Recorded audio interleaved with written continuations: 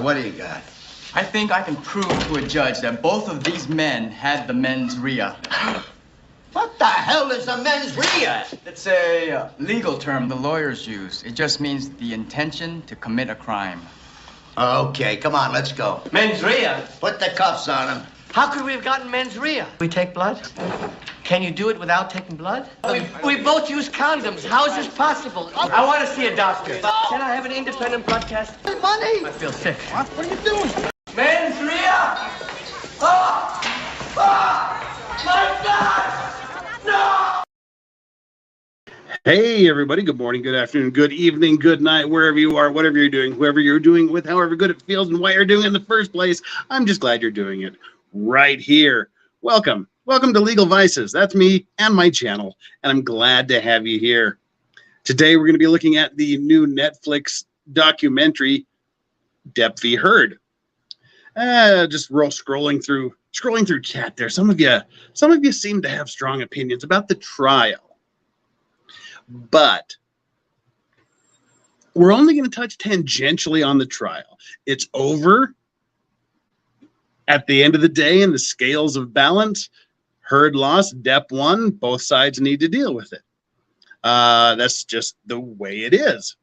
But I want to talk about the documentary because Netflix is up to some shenanigans, I think. And that's what we want to talk about today. But first, we have our housekeeping duties. The main thing we need to talk about is if you happen to be in the Salt Lake area, tomorrow, Friday, Danny On and I are going to be doing our meetup. So what's going to happen is Mountain Standard Time or Mountain Daylight Time, whatever. We don't do daylight savings time in Korea, so I don't know if it's standard time or daylight savings time here. But anyway, 5 p.m. Mountain, where everyone that has a chance of coming to the meetup would be. Danny and I will be doing a live stream from her place from about 5 to 6:30 p.m. And then from about 7:30 to 9 p.m. 5 to 6:30 we'll be doing the live stream at her place. Then from 7 to 8:30 p.m. 7 to 8:30 p.m. at Lake Effect Bar in Salt Lake City, we'll be doing our meetup. So if you happen to be in the area and you want to stop by, go over to Lake Effect Bar at 7 o'clock and we will be there. So it'll go 7 to 8:30, 90 minutes. And then on Saturday in Brigham City at, what time did we decide? 6:30 p.m. 6:30 to 8 p.m. we will be at Peach City Restaurant in Brigham City on Saturday. So Saturday, 6:30 p.m. at Peach City. Friday at 7 p.m. at Lake Effect Bar in Salt Lake City. That's going to be Danny On and I's meetups. So we hope to see you there if you happen to be in the area. That's the primary back of house thing we need to talk about. That's the primary housekeeping duty we have. Let's see. What else? We've got 192 of you here already. That's great. I'm watching this only through StreamYard on a tablet, so we can't bring up articles. We can't bring up websites. I just have to deal with it here. Just me talking to you. And I can't see how many likes we've got and all that other stuff. I just know how many people we've got watching. We've got 192 watching now. So we should have 192 likes. That's how I read this. So please hit that like button. Hit the subscribe if you haven't already done so.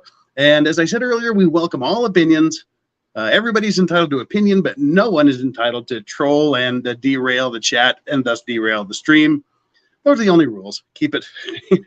Just everybody be an adult. You've been great so far. I've been reading the chat for a while now just to kind of get a feel for how this is going to go down in the chat. But we're doing good. So let's see, super chats, send them right along. I can still see the super chats, so we can still read those. I can see the super chats and the monthly membership chats. But what I can't see is the gifted memberships. So if somebody gifts memberships, I need you to point that out in chat and keep pointing it out until I see it and recognize it. Okay, so apparently Manders13 has gifted some memberships. Thank you, Manders13, for gifting memberships. As he said, I cannot see the gifted memberships on my tablet, so I'll need someone to just repeat it in chat until I make note of it. And I guess it's super chats and monthly membership chats come up. So there we go. That's what we've got going. And I haven't had a drink in 5 days, so I just picked up a little Glenlivet, nice little French French whiskey, Glenlivet. Sorry, Glenlivet 12 Scotch. I'll just kind of be sipping on that because I haven't had a drink since Sunday. Well, Saturday night, actually. So we're just having a good old time. Right. So what I want to do today is just look at the documentary. Some of you will say, quote, unquote, documentary, Depp v. Heard, that's just premiered on Netflix. I've watched it twice in the last 2 days. Yes, even if you don't like it, you still have to hit like, King Bob. That's how it works. You've entered the Vice Squad chat, therefore you must like it. So, alrighty. Well, with that out of the way, so we'll read the super chats as they come in. We'll read the monthly membership messages as they come in. So let's get started. I mean, I have several problems with the documentary, just as a general principle.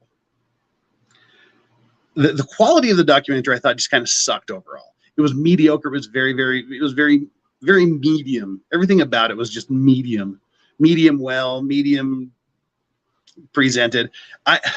On a professionalism scale, I would say would probably be a good film school graduation project level of a production.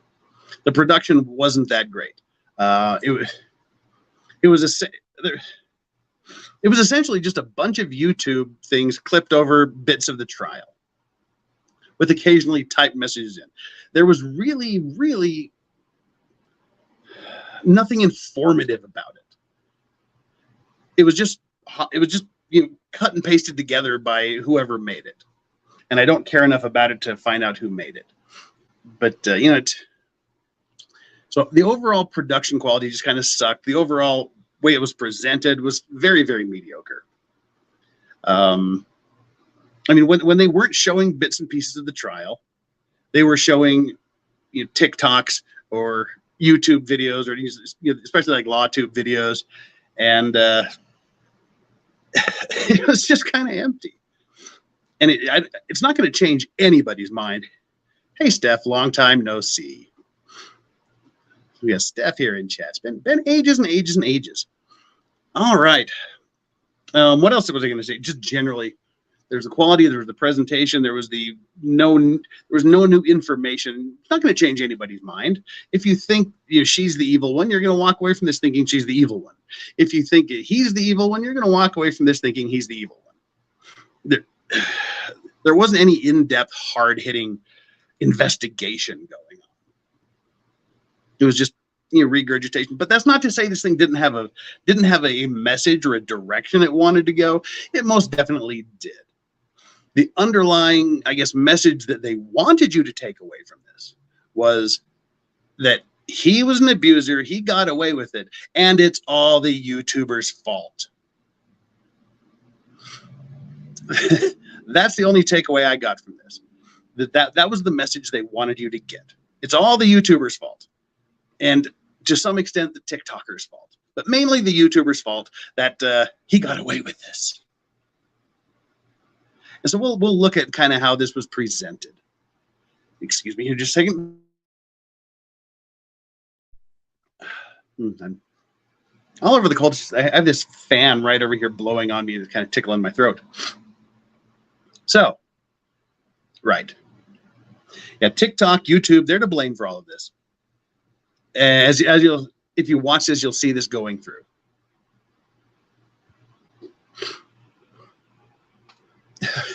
Well, Mander 13, you say, not the fact that nothing could be proven. Well, and the jury wasn't supposed to be watching any YouTube. That's ridiculous. We know that, but that's what they wanted you to think. They don't want you to think, and I'll tell you. All right, especially in the past 36 hours, I've been taking some heat. We talked about this yesterday. Been taking some heat there on the old Twitters because it was hilarious. We were all sitting here just chilling out of the house, and my niece came over and said they just got back from taking the dog to a vet, and asked what happened. She said, "My dog stepped on a bee." And we all laughed about it for 20 minutes. It was the funniest thing ever. The dog's okay. The dog is medicated, just has one paw that's about twice as big as the other paw. But boy, the amber stands have been taking it to me. It quickly went from a funny story to talking about CP and DV and I mean just all sorts of horrific things coming from the amber stands, and of course accusing me of being just because that was funny. It's a cultural moment. It doesn't matter what side of the line you're on. That was kind of funny. But let me tell you where I stand, and it's the same place I stood on day one of the trial. And again, this is part of the Legal Vice's origin story, as you loyal viewers know. As you loyal viewers know, I started my YouTube adventure during the Depp Heard trial. Andrew from Legal Mindset, we got drunk a few too many times together, and he eventually convinced me that I should start a YouTube channel and start commenting. And that quickly led to me being on Nick Rekieta's stream while I was on Alita's once, on Legal Bites once, I think, maybe twice, and then I was on Rackets most of the time. But even before that, I was watching the trial. And, alert to any of you Amber stans that think I'm a Depp stan. I hate that word stan, but any of you Amber Heard fans that think I'm a Depp fan, you're wrong. In fact, as those of you who remember early on in the ancient days of my my YouTube adventure, when we were talking about the Depp trial, I didn't really care. In fact, I walked into the trial believing that he probably did it. And I said as much. I said as much then, and I've said as much since then, and I'll say that again. It's a big mystery that Johnny Depp did drugs and had alcohol problems? No. It's not a far stretch of the imagination to believe that during one of his bad drunks and or highs that he would lash out and smack a bitch around. And that's kind of how I walked through, going, okay, I can. It's not outside the realm of belief that he would have done this. So let's see. And it didn't take long for me to change my mind. But see, what I said, I didn't care who did it, really. I mean, I was there for the trial because, as we've seen with the O.J. Simpson trial that I do every Thursday with Chandler Remington. By the way, hi, Chandler. It's about the process. It's about the truth, and what the truth is in the context of a trial. And I've said this a million times as well. In the realm of jurisprudence, it's not whether you're right or wrong. It's not whether someone did it or not. That's the ideal. That's the ideal that it should be. But hate to break this to you, that's not it. Whether you're right or wrong really has nothing to do with the trial process. It's who can prove what. And that's what I look at. Who can prove what? You can make all the allegations you want, but can you back it up in court? And that's why when I do these trial streams, I try not to spend very much time at all reading, like what the Brian Kohberger case. That's running rampant. People, the evidence is planted. They've got this DNA, this alibi's coming up. The lawyer's doing that. That doesn't matter a damn. It doesn't matter a damn bit at the end of the day. What matters is once that jury is sworn in and the opening statements are done and they start presenting the evidence. From that point, that's when it matters. And the only thing that matters is what they talk about from that time until you hear the final prosecution rests. That's it. Only those things that happen between those two goalposts. That's it. So I don't care what goes on before or what goes on after. And that's the same with this case. What is presented in court? What is allowed to be presented in court? What is the jury given to look at, examine, and consider? So that's the approach I took. Let's see who can prove what. And I can tell you the exact point when my position changed from I think Johnny Depp probably did it too. Okay, I don't believe her. And here's my problem. If I don't believe you about one thing, I find it very, very hard to believe you about anything else. And, well, I'm not going to, I'll talk about it when we get to it in the documentary breakdown. But I know the exact point when I said, all right, I don't believe her at all. And Estrella says she didn't lie and didn't even say his name. She didn't have to say his name. And they even make a point of that in the documentary. She said, 2 years ago, I became the face of domestic violence. We all know, everybody knew that 2 years ago, she had taken out a restraining order against Johnny Depp for domestic violence, and they were seeking a divorce. So they didn't have to. Everybody knew who she was talking about. So, that means nothing. That has nothing to do with it. But all right, let's get into the documentary. It's a 3-episode documentary. Before we do that, we do have a super chat here from Manders. All super chats are graciously and gratefully accepted. The small ones, the big ones, and the in-between ones, we all like the super chats. Manders kicking us off with a $10 super chat. Thank you so much, Manders13. I still crack up every time I remember you saying werewolf, their wolf during Spiegel's testimony. Did I say that? That's funny. But he did kind of have that Igor thing. Werewolf. Their wolf, their castle. If I said that, I'm pretty funny. Oh, and MG Law says there are gifted memberships. Well, MG Law, instead of just telling me there are gifted memberships, be a mention, tell me who gifted them and how many. Somebody has gifted a certain number of memberships, and I don't know who it was or how much. So thank you very much to whoever gifted however many memberships. Manders13 says it was genuinely hilarious. All right, waiting for Chuck Wilson for 5. Chuck Wilson, thank you so much for the 5 gifted memberships. I said that's the only thing I can see. I can see the super chats and the monthly membership chats. I can't see the gifted memberships.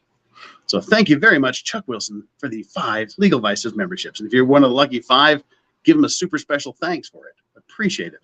Oh, MG Law is at work and can only see it in passing. Well, that's you're one step better than me, so cool. All right, episode 1 starts out with a brief overview, a brief explanation. I blocked MK Grift. I haven't blocked MK Grift. We just saw her a minute ago.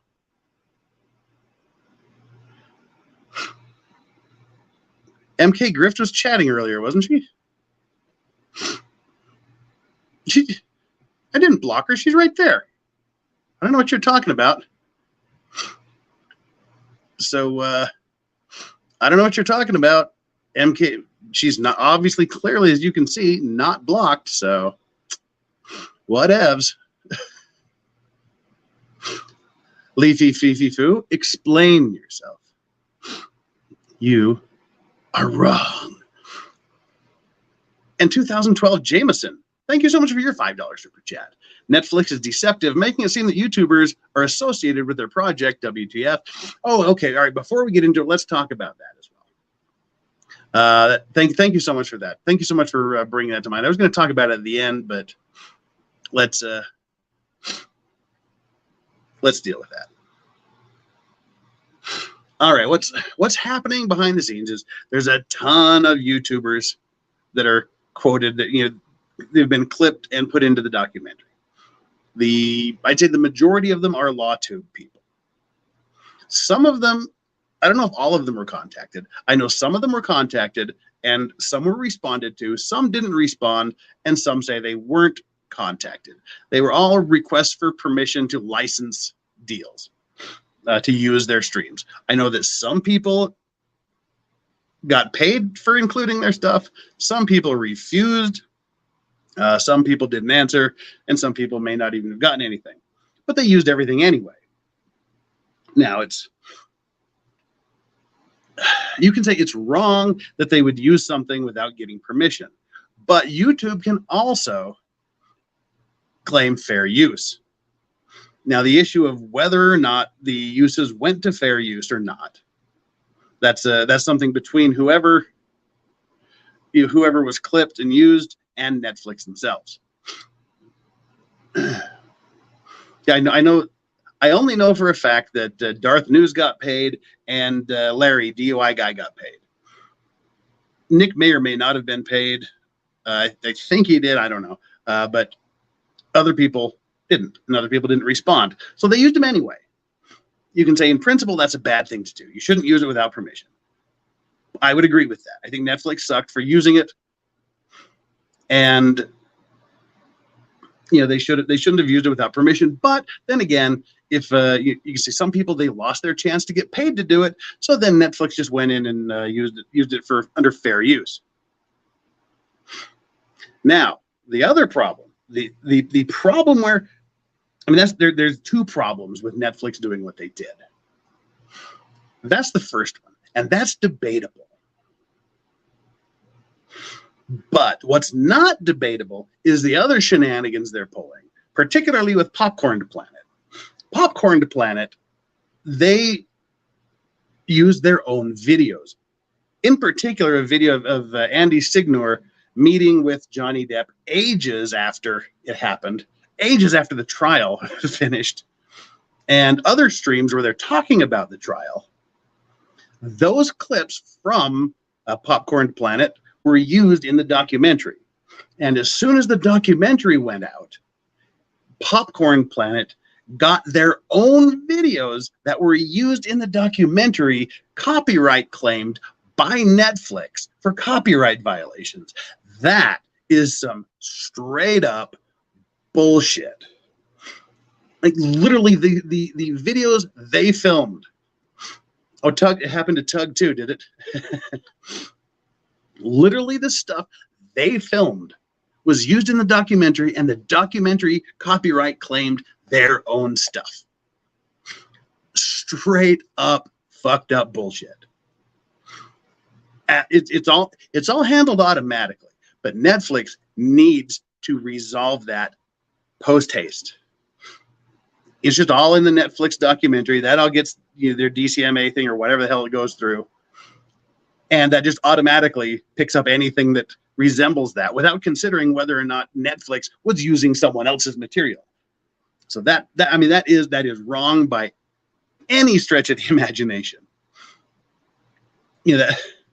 And those people that are having this happen to them, they need to get that worked out, or Netflix needs to be taught a serious lesson about that. I didn't have anything. One, because I was a big old nobody at that point in time, and two, I was mainly on Nick's stream, so that part doesn't affect me. Hey Tony G, we're gonna miss you. Listen in the car. We'll be driving along with you. Yeah, YouTube should be held accountable for that too. Yeah, it's just his automated system. Netflix, I would agree. Netflix and YouTube need to pull their heads out of their asses and get that worked out, because that is straight up BS. It's messed up. It's terrible. All right, so that we were going to talk about it at the end, but people were talking about it here in chat, so I thought we should bring that up and deal with it now. Something else we should take up and bring up right now: Nicholas Starov's trial watch. Nicholas, how you doing, brother? Miss you. Get back to Korea, and we'll start doing some streaming again together. And speaking of streaming again together, I've decided that next Friday, the 25th, will be August. I don't even know what month it is. The 25th will be August's Effort Friday stream. At least a mini Effort Friday stream. I don't know. I'll still be jet lagged out of my gourd, so I don't know if I'll be able to do a full-on Effort Friday stream, but it'll be at least a mini Effort Friday stream. Thank you so much for your super chat. Drink of the day: whiskey and beer served with a side of spicy cheese doodles. Sounds good. As for me, I just have my little bottle of Glenlivet, and we're just slowly drinking that. In my shot glass that I got from Hayden, Aussie Overlord. He gave me a little Australia shot glass. That's what we're using here. So thank you so much for that super chat. Now, after 26 minutes, let's get into the documentary. It starts out with a big overview of everything that was talked about and the reason that they were there in court. Essentially, Johnny Depp sued Amber Heard for $50 million for her writing an article that said she became the face of domestic abuse. And Amber Heard countersued for $100 million. Why did she countersue for $100 million? In her own words, just because it was twice as much as he was suing for.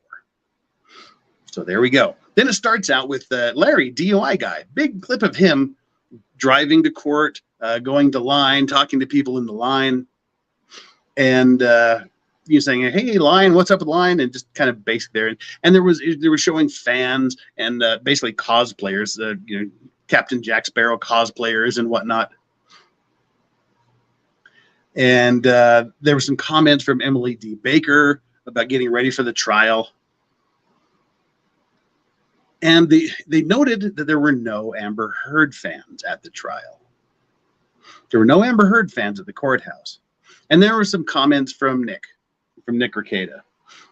That was sort of the background. That sort of led up into the trial. I think Alita had a couple of comments. Yeah, Legal Bites had a couple of comments there at some point. I can't remember if it was in the beginning or if it was later on. Then,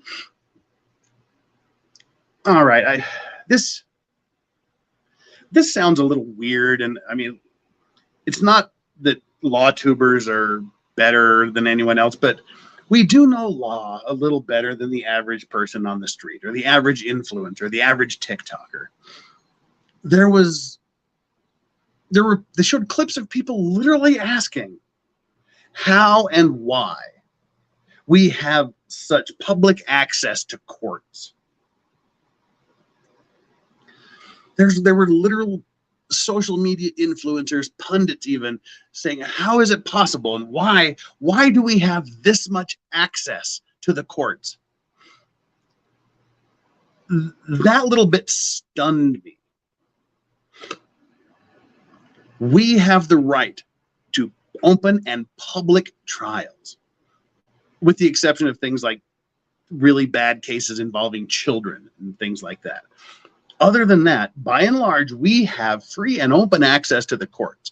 And you all know it's my mantra that every single court should be streamed. Now, we have the technology. Courts should be open not only to those that are geographically located near the trial and happen to be able to fit inside of a courtroom, but they should all be streamed or whatever so that anybody anywhere can see what is going on in our courthouse. But no, and it wasn't just a stupid question. It was several people asking that. How could they get cameras in the courtroom? Why are they allowed to have cameras in the courtroom? Openness, transparency. We have the right to do that. That's why. It's ultimately up to a judge whether or not to let cameras in a courtroom. Amber Heard didn't want the cameras in the courtroom, which I think is for obvious reasons. And Depp, they wanted cameras in the courtroom, also, I think, for obvious reasons. But that was just very strange to me. There were mature adult thinking people asking how and why we could possibly have such public access to courts. It was scary. Well, they start out, and Rottenborn gives his opening statement where he says, "You're gonna see who the real Johnny Depp is. They're gonna make a circus out of this. They're gonna make a soap opera out of this, and you're gonna see who the real Johnny Depp is." And then I kind of liked what they did with the way they presented the documentary. When there was an issue, they kind of went by issues, or by issues I mean sensational highlights. They took one sensational highlight issue, and they would show her position and his position juxtaposed to each other. So rather than wait 2 weeks, her testify and then wait 2 weeks for him to testify, they put them sequentially right next to each other. So you could compare their statements and their positions on each of these issues. I did like that. That was actually very, very helpful. So one checkpoint for the people that made the documentary for that. Now, the first issue was why they asked, when the lawyers asked each of Amber Heard and Johnny Depp, why are you here? Amber Heard says, I'm here because I'm being sued. That was only a half truth.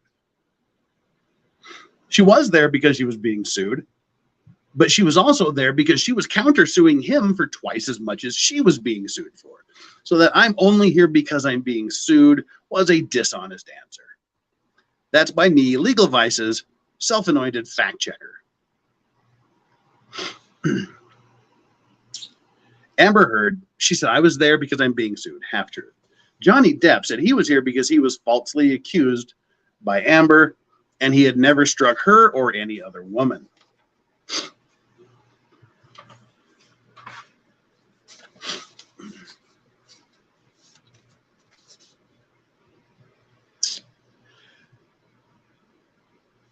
Well, we get to the first witness. The first big issue was the first hit. The first time she was hit. When they asked her, can you remember who was hit? Like, can you remember the first hit? And she said yes. And she explained that he had a tattoo on his arm. And she asked what it said because she couldn't read it. And then it cut to Johnny Depp explaining that it originally said Winona Forever when he was dating Winona Ryder. And then when they broke up, he got rid of the last two letters and made it say Wino Forever. And Amber said that she couldn't see that. And so she thought he was joking. So she started laughing. And then said, he slapped me. And then he slapped me again. And then she was on the floor looking at the dirty carpet, wondering why I never noticed it was so filthy before. Ladies and germs in the Vice Squad chat. That is the exact moment. And it was so early on in the case, literally first witness. It was so early on in the case. That was the moment. That was the exact moment when I said, okay, I'm calling BS on her testimony. I couldn't believe her because it was too much of what, and this is just my own personal opinion. You can agree or disagree. It was too much of a Hollywood movie script thing. In real life, you don't get slapped for the first time by your beloved, and not just slapped once, but slapped again, a second time, so hard it knocks you on the floor. And you're just laying on the floor going, oh my God, my carpet's dirty. How did I never notice my carpet was this filthy before? That's not what happens. You're trying not to get killed. You're trying to figure it out, not reminisce. And she mentioned the carpet thing twice. And at that point, I said, okay, she's lost credibility that fast with me. And from there on, I must admit, it was going to be an uphill battle for her in my mind. But that was the point in time when I said, all right, because as I mentioned at the beginning of this, I was originally thinking, yeah, he probably did this. I could definitely see him doing this. Amber Life, no, we can't block Estrella. Estrella or Estrella, however she wants to pronounce that. No, she's entitled to her opinions. We're all entitled to our opinions here. She can make all the arguments she wants as long as she's not being trolly and, I'm assuming it's a she. I don't know why I'm assuming it's a she. A he. Or he or she, Estrella. Estrella can give their opinions all they want. Everybody can give their opinions. But, if anybody starts insulting other people, then that's a different thing. Well, Half Sour says, I got hit. And I felt shame and fear and a whole bunch of what the fuck do I do now? I didn't give a shit about the floor. I just said no, Estrella. Are you listening? Everyone is the bae.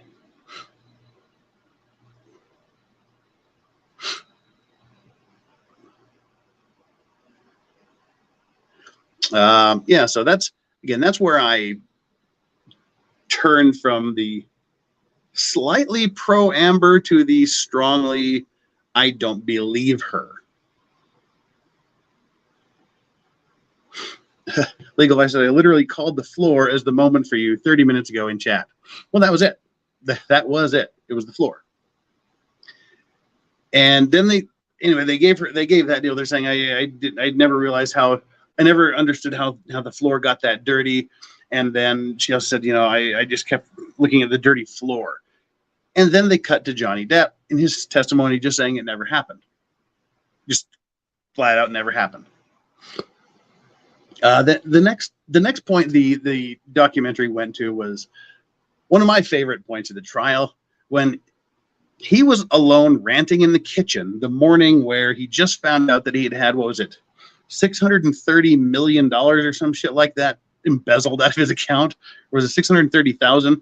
It was a shit ton of money. It was a 600. Anyway, the day he found out he got a shit ton of his money embezzled. I can't remember what the dollar amount, but it was some ridiculous dollar amount that had been embezzled from him. It was the moment he found that out. He was downstairs in the kitchen, banging things around, throwing a tantrum as anyone else who had lost a ridiculous amount of money would be doing.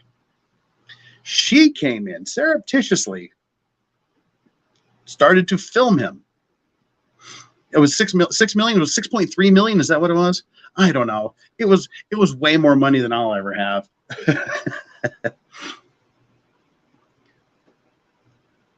But she came in and surreptitiously started filming him, and not just filming him having a rant, engaging him and egging him on in the middle of a very traumatic meltdown. What did she think would happen? That's when he started slamming the deals. He came over and he said, "Oh, you want?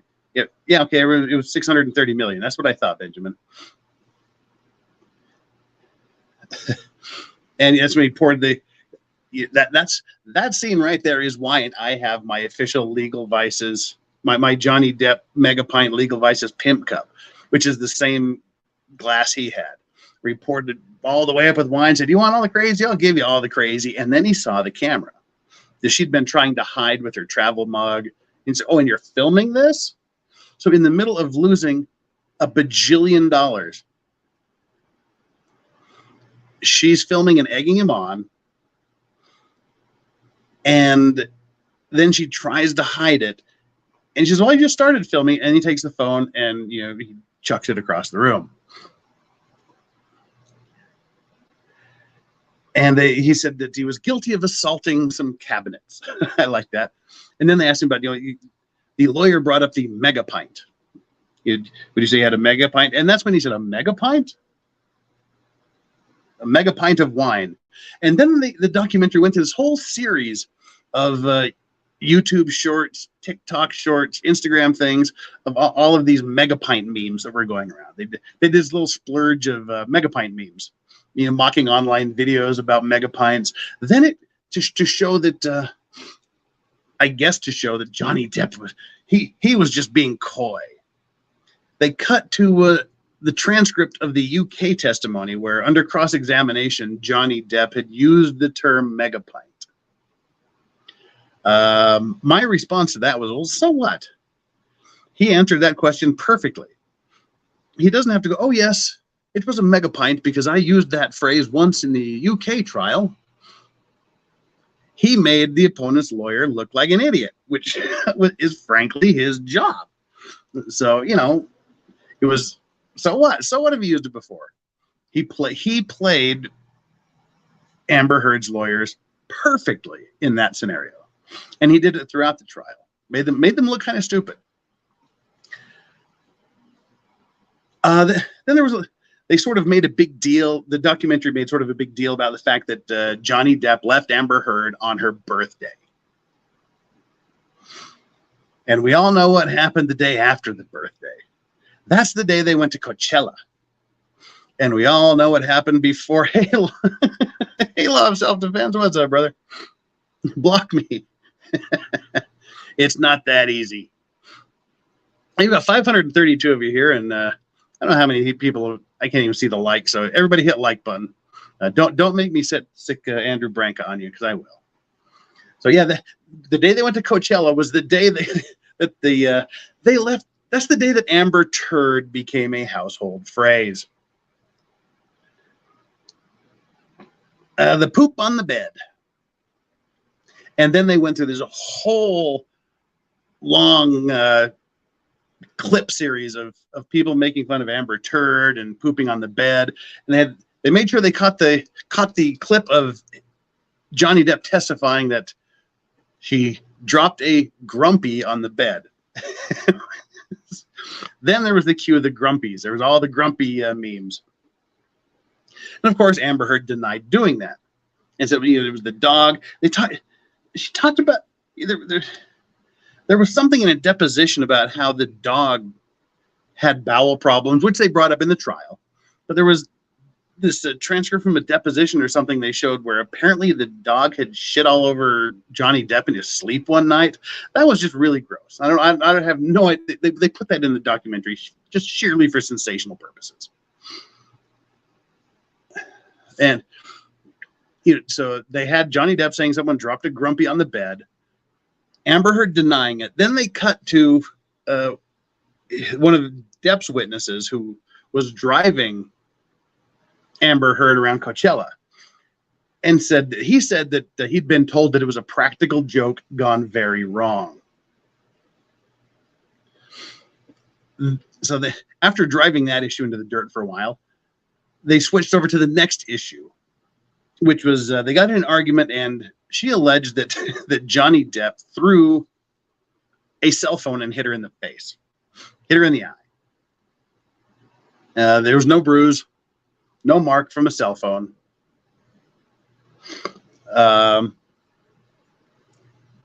He said that she was talking to her friend Io on the phone. And this was the allegation that Johnny Depp made in the trial, that once she saw that the phone connection was still active, she began yelling and screaming, "Ow, ow, stop hitting me, you don't do this, ah." And that's when Depp's security, who was standing outside the room, came running in. And they said at that point, while she is screaming, you don't do it, they were about 20 feet apart. And Johnny Depp was saying, "Well, what are you talking about?" So, of course, the allegation there was that she just saw the phone line. It was open. They were 20 feet apart. And she was saying, "Ow, ow, ow, don't hit me," so that Io would hear this and screaming and thinking she was being abused. And again, it goes down to somebody heard a voice on the phone yelling and screaming, saying they were being hit, versus a guy saying, "I didn't do it," and another witness who came in the room and said all of this was happening while they were 20 feet apart. Well, the cops come, and of course she didn't cooperate with the police. Why didn't she cooperate with the police? Well, as the documentary showed, that she didn't cooperate with the police because she didn't want him prosecuted. She didn't want him to get in trouble. After he threw a phone at her and was allegedly pounding on her while the phone line was open, she didn't want him to get in trouble, so she didn't cooperate with the police. So I thought the documentary presented that fairly well.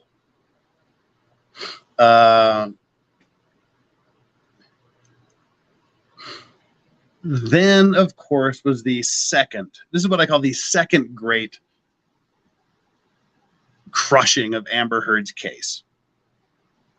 The second great crushing of Amber Heard's case was that damning audio. They played the damning audio of her saying, "You didn't get punched.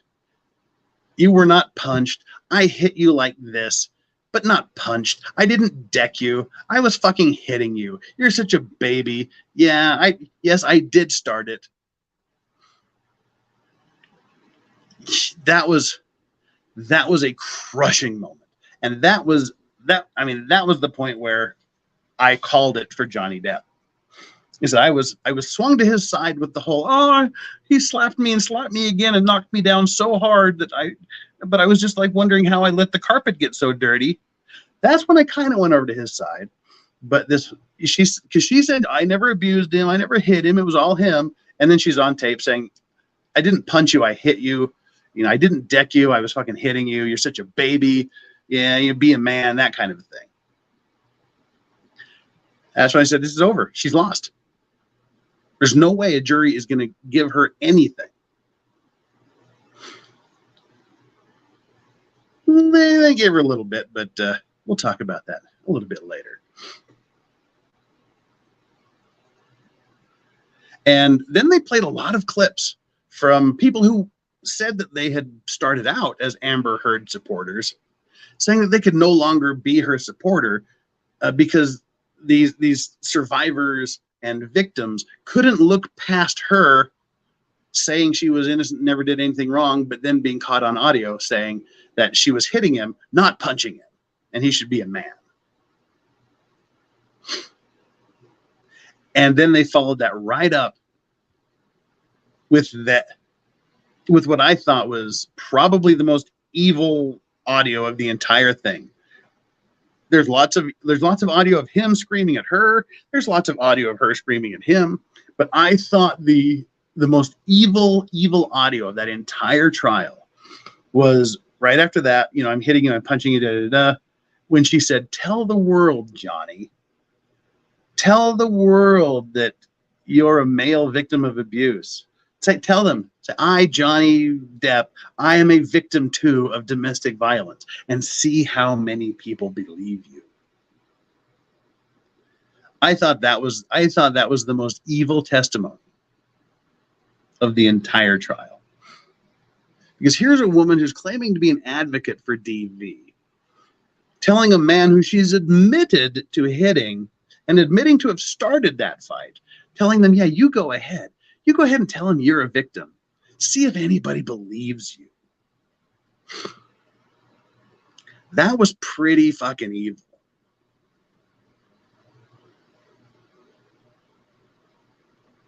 That, for me, was the unforgivable part. And then the documentary cuts to chants of people. She walks outside of court, and people are chanting, "Amber Turd, Amber Turd, Amber Turd." And that was the end of the first episode. Oh, so much the end of the first episode that I think I need to pour me another little drinky poo here before we get on to episode 2. So, all right, everybody, that is, if you've seen it, let me know what you thought about it. And if you haven't seen it, let me know where you stand on how this was presented. I've pretty much just recited the layout, the flow of it, and provided my own little comments on it. But people have said the first episode was good. I didn't like it, again, because they started out with the idea that it's all the YouTubers' fault. It's all the YouTubers that are to blame for the outcome. Oh, and the one thing I didn't mention is underlying all of this. Wow, Tugzimp. The underlying, see, this is where it was just weird. Underlying all of this is this weird, spooky music. It was like a bad horror movie soundtrack throughout the whole thing, where they're trying to build up tension. It was weird. All right, so the Netflix producers were clearly Amber stans, in my opinion, but it was fun to relive the trial for a night. Well, that's what I said. Clearly, the takeaway from this was he did it, and it was the YouTuber's fault, which makes no sense. But we'll talk about that at the end. It's all Tug's fault. The Umbrella Man's fault, was it? The Umbrella Man. Oh, jeez. Yeah, it was all Tug's fault. We know that. You stopped watching it the second. Well, where'd that go? I stopped watching it the second. Yeah, you should watch it. If not, hey, we're going to talk about all 3 episodes here. So either it'll be enough for you, or it might interest you enough to go and watch it for yourself. JD Truthseeker, Chandler Remington, you swinging the other way, going what? Going about tits in a strip club, just asking for a friend. We saw titties. Chandler and I, Chandler Flux, Ozzy Overlord and I, we saw titties. We saw titties on it was Friday night. Yeah, we saw Friday night titties. It was kind of good. We didn't see Tug's tits. We didn't see hashtag Tug's tits. We just saw other titties. But that's not that we talked about that a couple days ago. That's not on the menu today. All right. Anywho, and blame the umbrella man. He was manipulating witnesses. Australia, don't put words in my mouth. You guys are just Australia's having her arguments here. Wow. All right.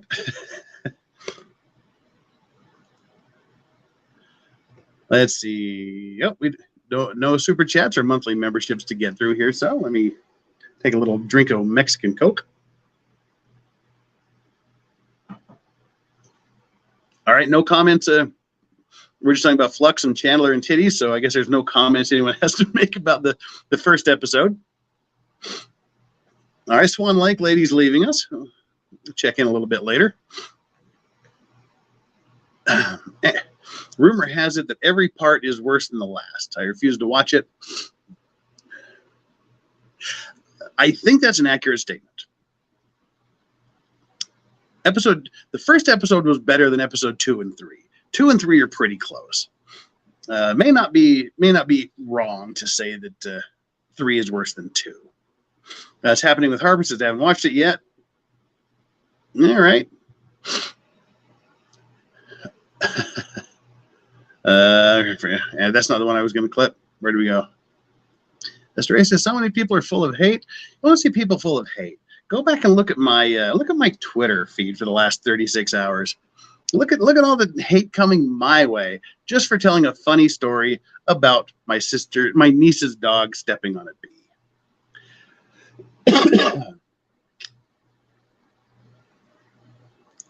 That's where you'll see some true hate.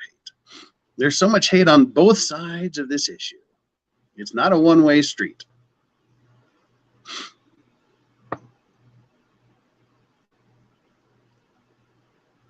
The documentary, it is woke and biased, both, if you're talking about the documentary.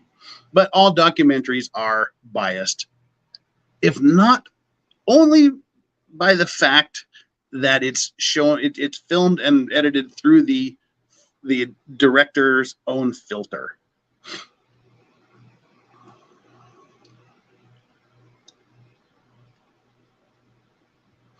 All right, let's get on to the next episode. Get the stash out of the way so that I can drink properly. Casey says, I hate you for your lack of cannibal content. Boo hiss. We might get back into some cannibal content. I don't know. We'll see. But not today.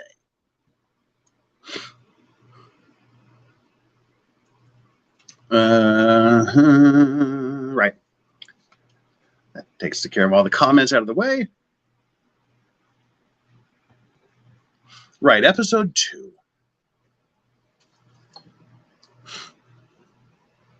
Episode 2 of Depp v. Heard, starting now.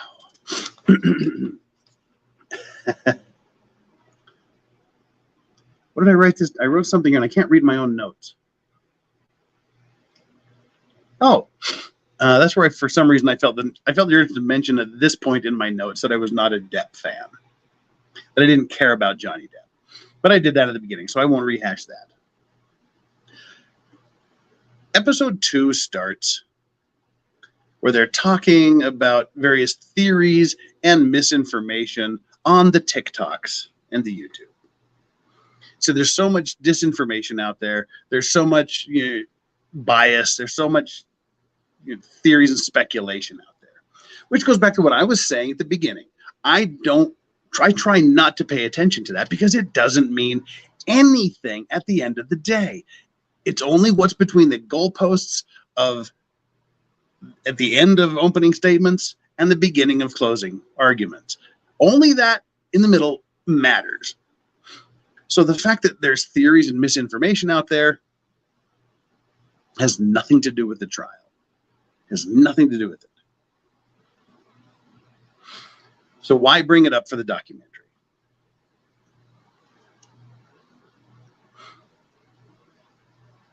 If you're going to bring it up, it's for the purpose of making a point. What point are they making? Because this is the theme through the whole thing.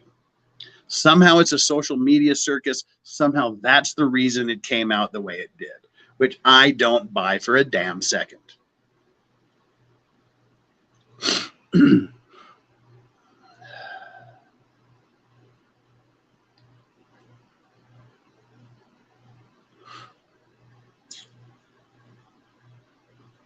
Then the documentary talks a little bit about their courtship, how they met, and on the set of Gone Girl.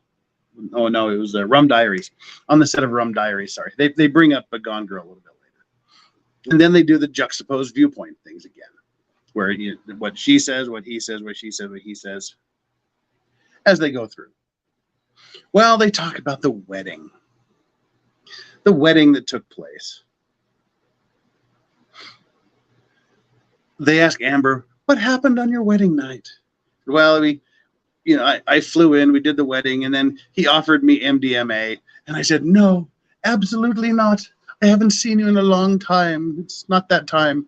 And what did he say? Johnny Depp says that they had an argument about a post-nup agreement. They didn't have time before the wedding to get a prenup in place. So on his wedding night, I guess he brought up the post-nup, and they had an argument.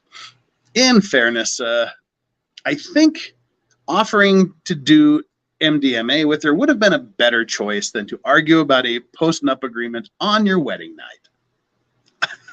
That wasn't the brightest thing that Johnny Depp has ever done.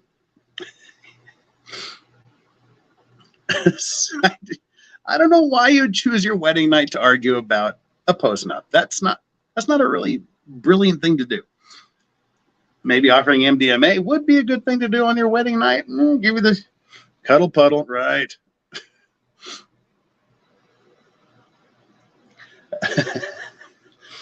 So yeah, that was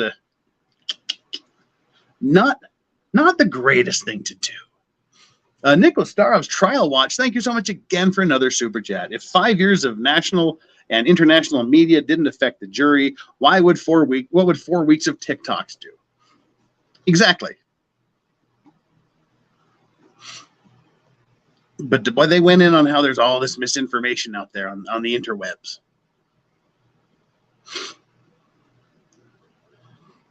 Yes, that's why she flew to Australia. Her lawyers advised him not to do a prenup. They wanted to get the post-nup out of the way. And was that a whisper? Did I whisper? I don't think I whispered. Whatevs. It wasn't on their wedding night. It was in Australia.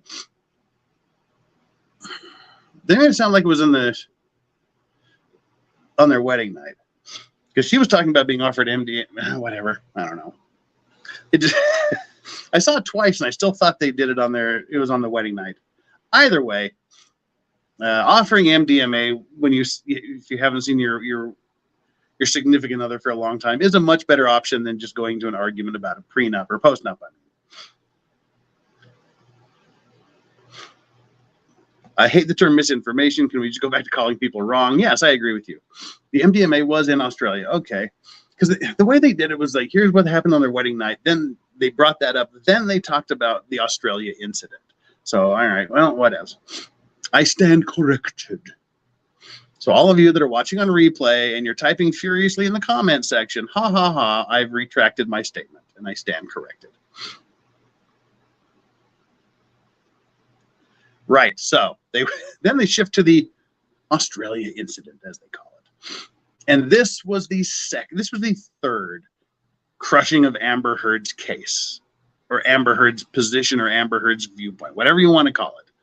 This was for me, the third crushing of her side of the story, which was such complete and utter fabricated bullshit in my point of view.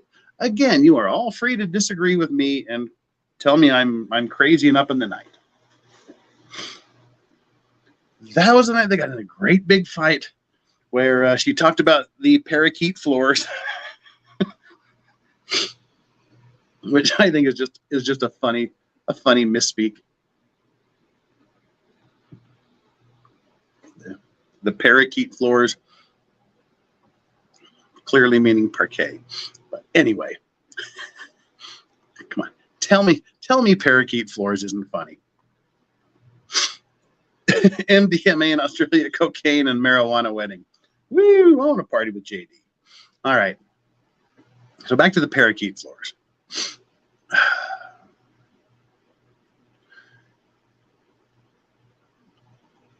They talk about one of the witnesses who was one of his security guys, I believe. I can't recall exactly what his position was, but he was testifying about there being broken glass everywhere on the floor, there being blood in the kitchen, blood on both beds, messages written in what appeared to be blood on the mirrors, just kind of blood and broken glass everywhere. Then they went to Johnny Depp's side of the story, where he was saying that he locked himself in about 9 different bedrooms and bathrooms that night, trying to get away from her because she was raging at him and trying to fight with him, and he just wanted to get away. So he locked himself in a bunch of rooms, but then he locked himself away until she quieted down or went somewhere else. Then he went downstairs to the bar where the Parakeet floors are. And he had a bottle of vodka and got a shot glass.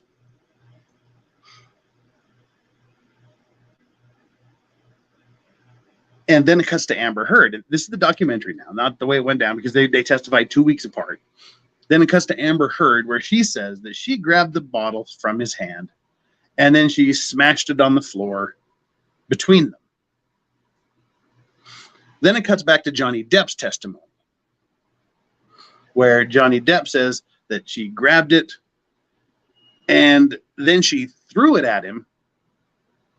Then she grabbed the larger bottle and threw that at him, and that was the one that smashed his finger and severed the end of his finger. Then it cuts back to Amber Heard's testimony, where she contradicts what she said earlier.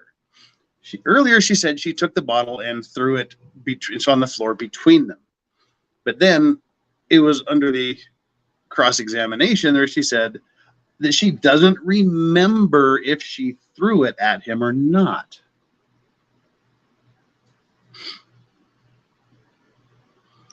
But what she does remember was that he tore her clothes off, leaving her naked. She remembers sliding around on the tile floor. Now, mind you, she's sliding around on glass-covered floor. That is where her side of the story was crushed for me, where she's talking about barefoot. She's sliding around barefoot on a glass-covered floor. He was choking her, and she said she was, quote, slipping on glass. Slipping on glass. She said that was her quote, slipping on glass. And so she was choking her, she was slipping on glass, he was beating her head against the wall. And then he threw her on the counter and assaulted her with a glass bottle, inserted the glass bottle into her.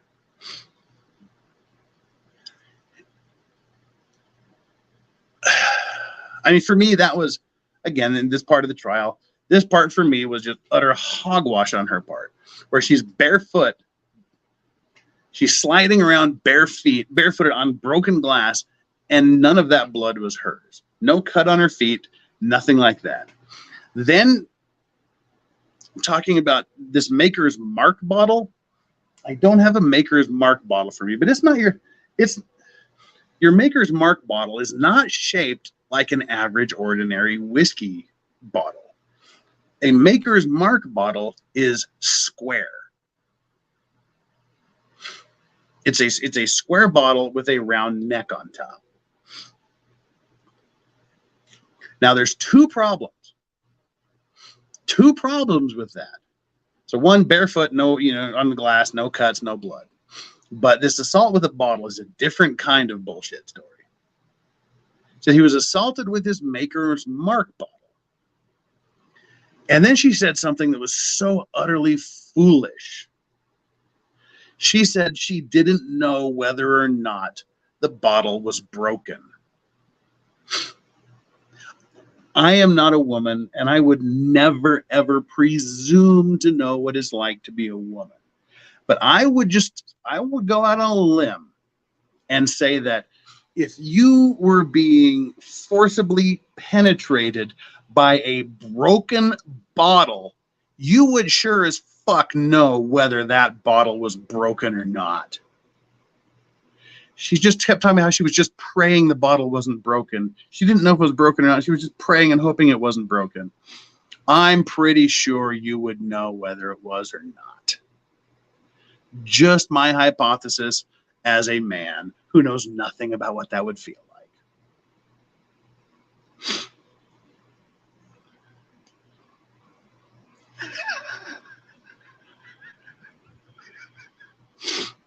Chandler, as a bonus hole owner, someone needs to cut their nails during foreplay, you know. Okay, well then, I will consider my opinion validated. Now, the other problem. Let's just assume for a moment that Maker's Mark bottle was not, was actually used and it was not broken. Because clearly it wasn't broken. Otherwise, she probably would have bled out.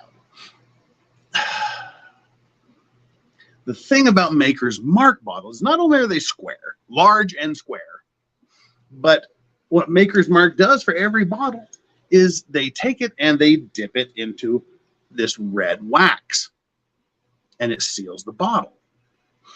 Oh, see, this is where my drinking pays off. This is where me being Whiskey Guy Korea on Instagram and being a whiskey aficionado of sorts pays off.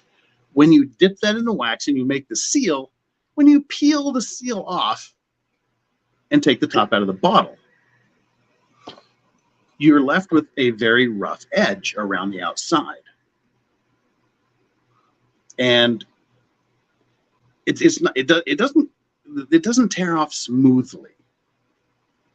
So even if she was being penetrated by an intact bottle of Maker's Mark, it would still scratch like a mother, if not bleed like a stuck pig, because of the rough and sharp edge of wax around the top of the bottle. So just from a practical point of view, that whole story was utter and complete bullshit to me. Her back and feet should have been laced up with glass cuts. And regardless of whether or not the Maker's Mark bottle was broken, she should have been cut and bleeding internally. And she said that all she did was took a few pain meds and went to sleep for the night. So that was right out for me, just right out. And that was the point where I was done with her, literally at that point.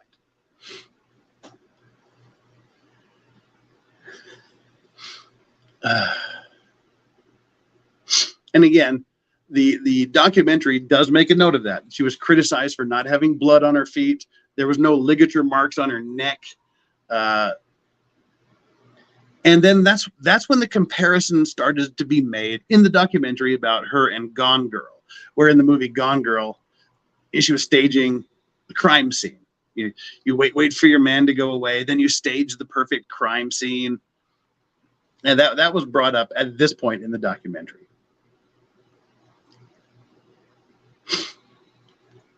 Then they went off for a good length of time in the documentary about Depp people being fanatics. And how they were all over the internet cheering for Johnny Depp and going off for Johnny Depp. But they didn't mention anything about the Amber Heard fans. What happened to Estrella? Did we lose Estrella at some point? I just noticed I haven't seen her name scroll up here in chat for a while. Estrella, are you here? Did you do something that got you sent to the bad girls room? Did you leave of your own accord? I missed what happened. Did Estrella exit, or was she exited, or is she still here? So someone let me know. I missed that. I feel like I'm missing part of the story now. Yeah. What happened to her? I'm waiting. Someone tell me what happened.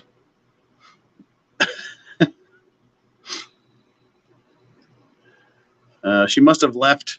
We didn't time her out or anything. Okay, she just got sick and left. Right. So.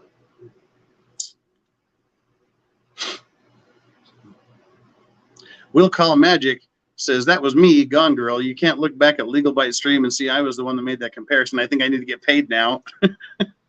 Oh, yeah, you weren't the only one that made that. that comparison. Where that was a thing. But yeah, the documentary made a big deal about all the Johnny Depp people being fanatics and how they were there and just but they didn't mention anything about the Amber Heard stands running around. And other than at the very beginning of the first episode to say that she had no fans and there was nobody there at the courthouse for her. Didn't talk about all the shit that was going on online, just what all the Johnny Depp fanatics were doing online. Then they cut to the TMZ guy which was one of my favorite parts of the trial, when he just wrecked Elaine Brederhoff. She's saying, aren't you doing this for your 15 minutes of fame? He said, well, I could say the same thing about you for representing Amber Heard. Excuse me, sorry. So they showed that clip, and I liked that clip. What the documentary didn't do, which I wish they would have done, they didn't show Larry DUI guy's, his watch is sweaty. They didn't show Larry DUI guy's reaction. I was so waiting for Morgan Tremaine. I was so waiting for Larry's reaction to be shown, and they didn't show DUI guy's reaction. So I was kind of let down by that. So yeah, that was a big problem. You just needed to do Larry DUI guy's reaction, to put that little stamp to dot the I, to cross the T, to put the period at the end of the sentence. I gotta adjust the stash here. There we go. They didn't do that. I wish they would have. That would have been great editing, is just to end it with the DUI guy going, well, now. Then they go back.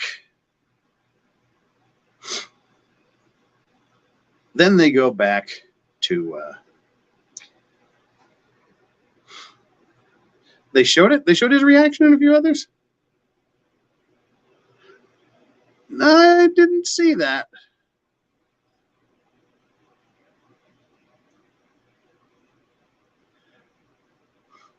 I didn't see it. I watched it twice and I didn't see it. Anywho, and this is where Netflix took the time to go back and reinforce that it was all the YouTubers' fault. It was all the YouTubers. The YouTubers are behind it, and in particular, why it was the law tubers. Robin Knoll says, "Legal Vice's question. What's your question? Why is she not being charged with filing police reports or false accusations?" Because I don't think she didn't file a police report for that. As memory serves me, she didn't file a police report. I'm trying to think. I don't think she did. If she would have filed a police report, Johnny Depp would have been arrested instantly.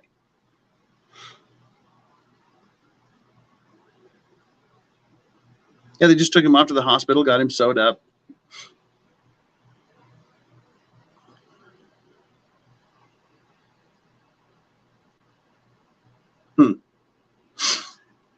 So yeah, then this is the point in the documentary where they decided to go and attack the YouTubers, and in particular the law tubers. They started pointing out that millions of dollars were made, that the YouTubers made millions of dollars, and how they were going after subscribers. They were talking about super chats. Oh, making this big deal about, you can do super chats. That's how you show you can donate money to these YouTubers to show them that you support them. And they just made millions of dollars off of this trial. And the implication being, how can people make money off of this? How can people make millions of dollars off of this trial? Well, how much money did Law and Crime make off of this? They didn't talk about that. They didn't talk about how much money Court TV made off of this. They didn't talk about how much money any of the other networks made off of this trial. It was all this big stink about YouTubers making money, because YouTubers aren't real media. YouTubers aren't experts. Forget the fact that there was far more qualified lawyers watching this Johnny Depp trial than there were at Law and Crime or Court TV combined.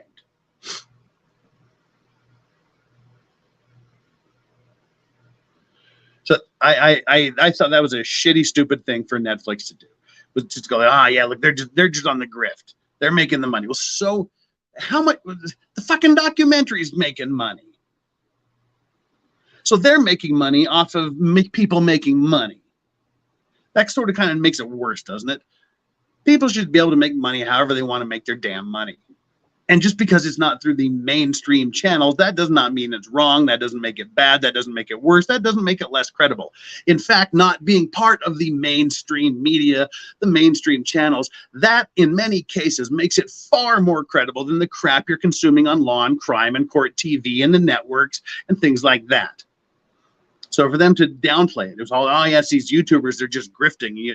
The implication being they're not being honest, they're just doing it for the money and they're not taking responsibility, yada, yada, yada. Hated this part of the documentary. Thought it sucked. And it was somehow the TikTokers' fault that nobody supported Amber Heard. All of TikTok was on Johnny Depp's side. So yeah, it was somehow TikTokers and YouTubers' fault. YouTubers are making money. The TikTokers are, it's their fault. Nobody supported Amber Heard.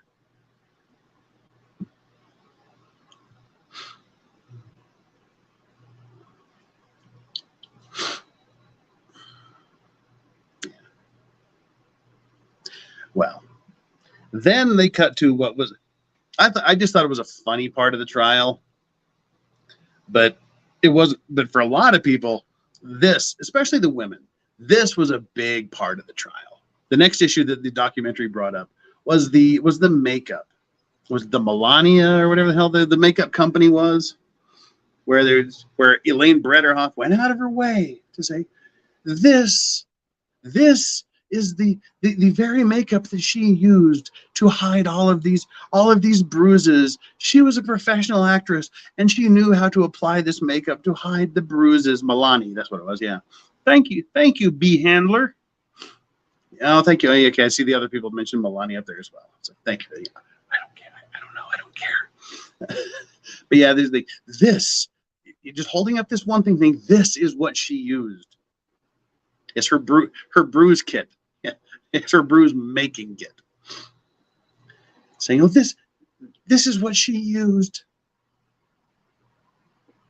to hide these bruises.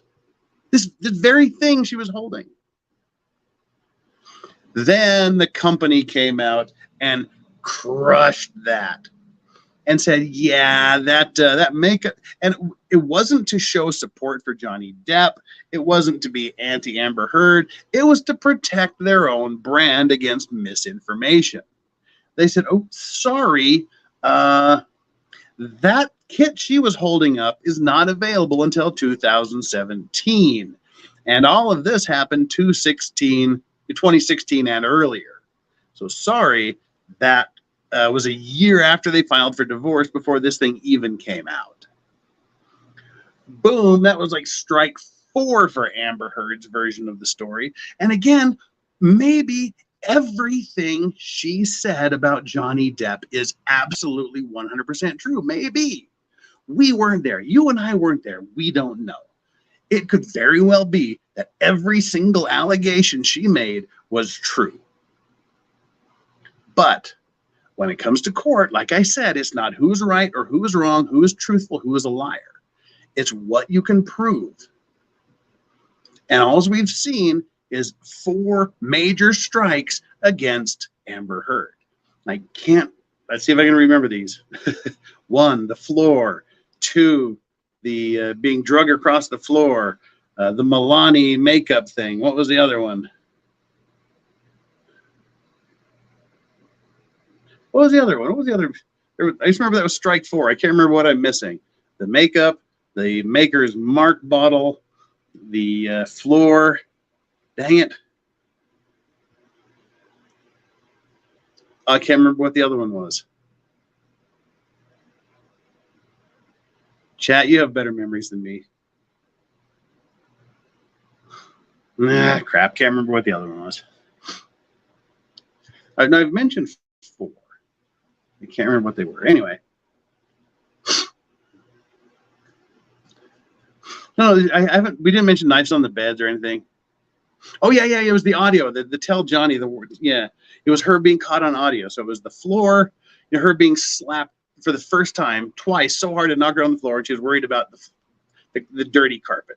Then it was the audio of her saying, "I wasn't hitting you. I wasn't punching you. I was hitting you. I wasn't decking you. I was hitting you, for fuck's sakes. Tell the world, Johnny, and see if anybody believes you." Then there was the assault with the bottle and the broken glass and everything else. And then the Melania. This is strike 4 against her credibility. So as much as you want to believe her, if you do, you have to look at these 4 clearly, objectively, demonstrable situations where she has lied. Where she is not, and again, even if these happen, where she is, the evidence in court is that she's a liar. She's not trustworthy and you can't believe her. Then the documentary cuts to a little bit of these situations and stories where her supporters were turning against her again because of the makeup thing. Like, we believed her about this. Now, we're turning against her. We can't support her anymore. So every time they hit one of these things out of the park, they would cut to show it. But always before they would talk about the people being turned against her, they would be talking about TikTokers and YouTubers. So they want you to think, okay, this is what was presented. TikTokers and YouTubers said this, which turned people against Amber Heard. It was clearly edited that way, and I didn't like it. Don't support it. I think it's trash. And then again, there was this weird, spooky music going on through all of this. It was just dumb. Then Camille Vasquez started her aggressive cross-examination of Amber Heard. And I mentioned it then, and I've said it several times since then. I think Camille Vasquez, especially from such a young attorney, gave one of the best cross-examinations I have ever seen. I would put it very close to Dennis Fung's cross-examination of Barry Scheck's cross-examination of Dennis Fung in the O.J. Simpson hearing. But it was much shorter than his 8.5 day cross-examination. Well, it was probably about 6 days of cross-examination from him. Her cross-examination was brutal. I mean, it was hard, fast, and continuous. It was brutal, and it was short, and it was stinging. It was one of the best cross-examinations I've ever seen. Ovid, thank you so much for the $5. It's $5 super chat coming in. Love those super chats. Appreciate it deeply, deeply, deeply. Thank you for your support. I love how the doc focused so much on the Deadpool guy because of the imagery of it when he definitely wasn't the biggest. Glad you made it. All these other, see, they didn't talk about Spiegel. They didn't talk about Isaac Baruch. They didn't talk about all these really cool witnesses. They didn't fit into this documentary at all, which I would like someone to make a documentary about these really cool, witnesses that were sort of the pivotal points for good and bad. That's what I want to see. Someone sit down and talk to Isaac Baruch about this. Someone talk to Spiegel about this. Just anyway, that was the documentary I would like to see. Rosalind Duke, thank you so much for your super chat. Rosalind, you are an awesome person. I found LawTube in you because of Amber Heard. That's all the credit she'll ever get from me. Chandler Flux and I were messaging each other about that yesterday, saying, isn't it weird that because of her, we all became friends? Exactly. So Amber Heard has created a lot of friendships. Thank you, Amber Heard. And Calico26 bringing the super chat as well. Thank you so much. Appreciate that, Calico. You can't say, what is there? Oh, because it was Calico, I thought I had to be a cat, but it doesn't look like a cat unless I get really close because it's so tiny. Cute kitty. They didn't even mention her ex-girlfriend. I think there was a brief reference to Johnny about some other girls, but not about the one that she got in the fight with in the airport. Yeah, they didn't mention her. No, thank you so much for that super chat. So deeply appreciated. Appreciate all of your support. Yeah, time for another little drinky poo. Because we're coming up on episode 3. 1 drink per episode. That's good. That's a good thing. Oh, Eve Barlow, what a mess. Let's not even talk about Eve Barlow. What a horrific mess she is. All right. They start the cross-examination. And of course, the cross-examination, I think I caught your cold, Jeff. I'm sorry, Corn Pope. That sucks. You're much, much too wonderful, gorgeous, and beautiful of a woman to have that cold I had. I hope you get over it soon. Wait, can't drink that yet. We're not on episode 3 yet. So she started out hard and fast on the $7 million donation. They went through all the documentary went through all of this donation. You didn't donate, did you? Oh, I did. I pledged it all, but pledge isn't a donation. Yes, it is. And then they got her to admit that, or to not admit. They got her to assert that she uses pledge and donation interchangeably, uses them synonymously. To her, they mean the same thing. Donate and pledge mean the same thing to her. So, yes, Camille, you're so wrong. I did donate them. I did donate the money because I pledged them, and they're the same thing. Starkey, Sorcha, if you use them synonymously, you're doing language wrong. Sidebars are incredible. They somehow made Elaine look even worse. Yeah, I've only seen was it Ian doing the sidebar thing. I can't remember. I was watching somebody do parts of one of the sidebars. I haven't watched them yet. I'll get around to it eventually. But yeah, they donate and pledge do not mean the same thing at all. I didn't watch Emily D. Baker do it. I just don't watch Emily. She's nothing against. It must have been Runkle. Nothing against Emily at all. Just different. Not my style, but great for her. She's killing it. She's doing way better than I'll ever fucking do. So, me not watching her doesn't mean I don't think she's great, because clearly more people think she's great than think I'm great. And no smart person believed Amber Heard. No smart person believed that using them, that Amber Heard knew or used them synonymously. She was fair. Say what you will about Amber Heard. She is very articulate. She's very well read and very wordy.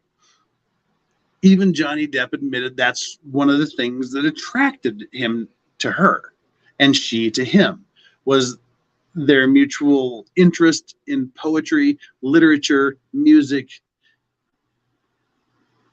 She knew the difference. So to say that someone as educated and as eloquent as she didn't know that they actually mean different things is just garbage. Excuse me, sorry about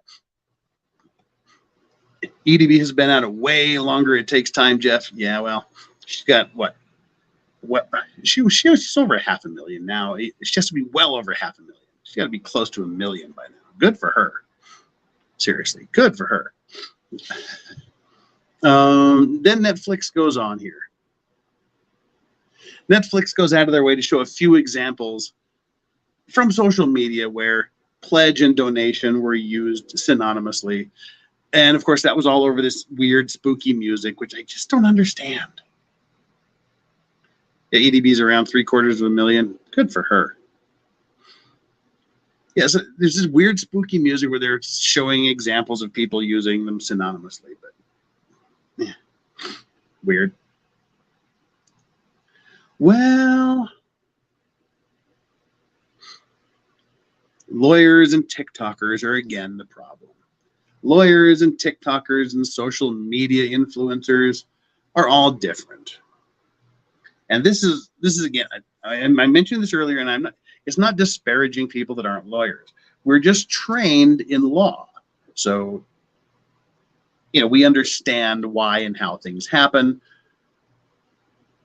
more than the average person does.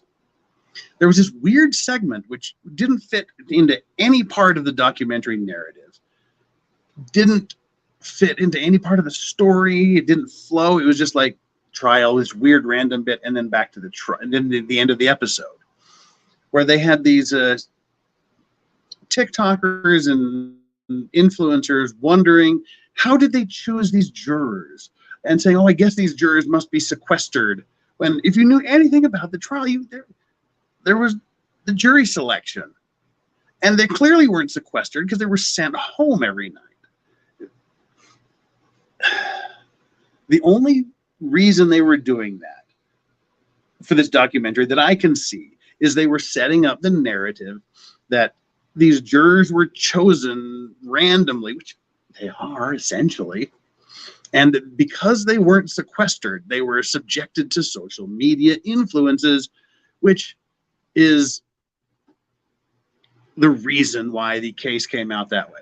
That's what they're going to have you take away from this third episode, was the social media caused this. Even though the jurors weren't supposed to do it, they couldn't help but look at social media, so therefore this is what happened. Steph, it's been about a year since we had a super chat from you. And Dahlia, it's been a year. I think it was last vacation we got a super chat from you, Dahlia. Gee, Steph, have a drink on us. XOXO, Dahlia and Steph. Ladies, pleasure to see you here. Pleasure to have you back. Cheers. We'll just we haven't got to episode 3 yet, so we'll get there in a second. Thank you. Thank you so much for the support. That was good. Wow, that was very, very gracious of you, ladies. Thank you so much. Steph and Dahlia back in town. It was literally last vacation, I think, when we heard from Dahlia, and it's been ages since we saw Steph. Wow. Now, if there's a schedule clash with EDB, you watch me. Well, damn, that's some high praise there. And for those of you that are asking, I saw some a while ago in chat. I'm not back in Korea yet. I leave for Korea on Monday and back to work on Wednesday. So Monday and Tuesday there will be no stream. Wednesday and Thursday. Wednesday I don't know. Wednesday will be back to work day. We might just do a chill stream for a few minutes. Thursday, hope to do our regular Thursday of next week. Hope to do our regular O.J. Simpson with Chandler. And Friday will be our little mini F at Friday. Like in the hat, this is my other new hat. This is my straw hat, my gambler style hat. So the last 3 days have been my 3 new hats I got. Yeah, I'm still. That's just the last of this. I'm not going to blow my nose. Just make a big sniff. There we go. Ooh, the whiskey cleans out the sinuses. All righty. So thank you for that. Now we're on to episode 3, the final episode. Digger 420, the only man I sim for. Digger girl, you can sim for me anytime. Yeah, so I got I got a new straw hat, like a straw cowboy hat. Got a new felt. Well, it's not felt. It's wool and rabbit mix hat, and then I got this straw gambler's hat.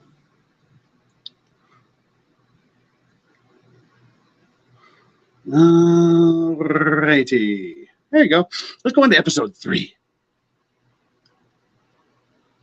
Episode 3 starts with strike 5 for Amber's credibility. And for anybody, I think, with a rational thinking mind who is open to both sides of the story, there is no way you can get past this. There's no way you can get past this next issue, I believe, if you're a rational thinking human being, and give Amber Heard the win in this case. This was such a huge, crushing blow. The staircase incident. Now, you may recall that Johnny Depp's team wanted to bring in Kate Moss as a witness to testify that she was never pushed down the stairs by Johnny Depp. But Judge Azcarate said that was irrelevant to the issue of whether or not defamation had occurred in this article. So they were not allowed to call Kate Moss as a witness. They knew what Kate Moss would testify to. Amber Heard's team knew what Kate Moss would testify to. That is why they tried so hard and ultimately succeeded in getting that evidence excluded from trial. They knew how devastating Kate Moss's testimony would be to their case. So they tried hard and got it excluded. They were not able to mention Kate Moss. Johnny Depp's team was not able to mention her, not able to call her as a witness, not able to refer to her. The only way they would be able to do that was if Amber Heard did something called open the door. In layman's terms, that means unless Amber Heard talked about it, unless Amber Heard brought it up. That was the staircase incident. The allegation was that, and there was 3 witnesses that gave 3 different versions of what happened on this staircase back in the trial. The gist of it was Amber Heard and Johnny Depp were fighting. Amber's sister got in the way, and Johnny Depp punched somebody, and Amber Heard was, whether it punched Amber, whether it punched her sister, but Depp allegedly punched somebody. And then Amber Heard uttered the words, she was scared and thought he was going to throw her down the stairs like he did to Kate Moss. That, as I said, this was strike 5 for me, but that was a huge death blow to her case. When she said those words, thought he was going to throw me down the stairs like he did to Kate Moss.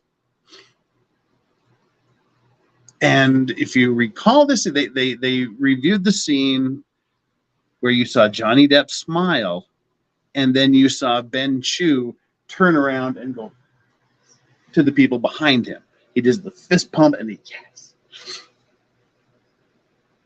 Because she opened the door. She brought it up. She mentioned Kate Moss. So once she says, like, threw down the stairs like Kate Moss, they get the right to bring Kate Moss in and talk about that alleged throwing down the stairs incident. And guys, I got to tell you, I got to stop you right here. We interrupt this regularly scheduled documentary review. Guys, do your best to stay on good terms with your exes. I've done this weird thing my entire life where I've generally stayed on good speaking terms with all of my exes since high school. There's essentially only 1, 2, maybe 3 ex-girlfriends and ex-wife that I don't talk to. I still talk to my ex-wife, obviously, because we share a son together. There's only about 3 people I've dated since high school that I don't talk to. Stay on good terms with them because you never know when you're going to need them to save your ass.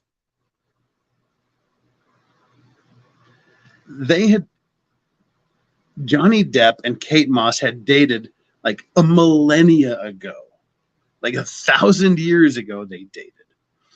All as Kate Moss had to do, if she hated Johnny Depp and was pissed off, to come in and say, yeah, that bastard threw me down the fucking stairs. Johnny Depp's dead. But no, this was a woman. Well, Lorraine W., of course, unless they're abusive. We're talking about normal people. But no, this person that he dated 1,000,000 years ago, who it didn't work out with, she smiled at him in court. She still liked him, still respected him. They were still good friends. That saved his ass, literally. So they bring in Kate Moss. Not only does she not say that he never threw me down the stairs, she does say he never threw me down the stairs. She tells the story of how she slipped and fell down these, or the marble stairs, granite stairs, marble stairs, she slipped down these marble stairs and hurt her tailbone and back, hurt her back and tailbone. And so not only did she slip and fall and wasn't pushed by Johnny Depp, but Johnny Depp was a hero because he ran to her, scooped her up in his arms, and carried her down the stairs and took her to be treated.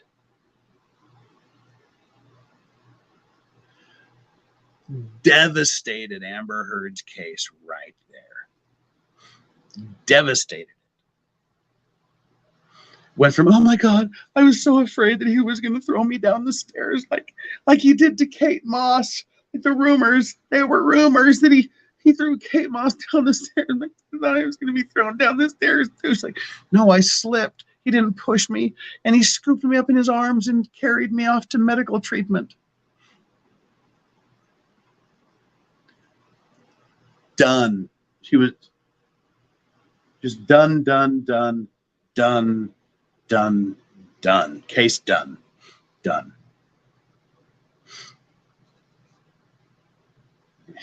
And yes, there was no cross-examination. No cross-examination of Kate Moss. What are you going to say? What are you going to cross her on?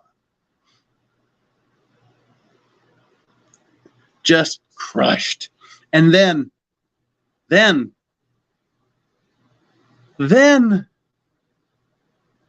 just like the clouds parting and a giant ray of sunlight coming, just like in Blues Brothers, when the Blues Brothers are in church and James Brown is dancing on stage and the light comes down and hits Jake and Elwood. And so they see the light. The band. We're going to get the band back together. Just like that, the documentary cuts to Dr. Mommy Curry. Cuts to Dr. Curry. Dr. Curry's on the stand. Dr. Mommy. The band, Elwood. The band. Dr. Mommy. Yeah, so Dr. Curry's on the stand, just like a ray of sunlight coming down from the heavens and illuminating the Johnny Depp trial. Dr. Curry says, I have Dr. Muffins. Yeah, she says that she diagnosed Amber Heard as borderline personality disorder and borderline histrionic personality disorder. Borderline personality disorder and histrionic personal disorder. No evidence of PTSD and a lot of evidence that she was faking it. What the documentary left out, again, I think was intentional because they didn't want to crucify Amber Heard to the point where they can't blame it on social media. I think it would have been much more powerful if the documentary would have mentioned this whole section of Dr. Curry's testimony where she said that they have this malingering test that they give. This test that they have questions that are specifically designed to see whether or not someone is faking. And so it's like these questions that sort of seem to be symptoms of whatever it is you're trying to make the person believe you have, but they're not really symptoms. She said that Amber Heard scored the highest on the faking test that she has ever seen in her career. Yes, as Chandler says, built into the MMPI. Her faking part of the MMPI was higher than, she scored, it was like 98% or something, like the highest anyone had ever scored on the faking section of the test. They didn't mention that in this documentary. Because if you do that, then you can't blame it on you can't blame her faking on the YouTube people, which they tried to do. Yeah. So there was no evidence of PTSD, no evidence, but there was lots of evidence of faking. Then they went over to Amber Heard's expert witness, who all she could say was PTSD.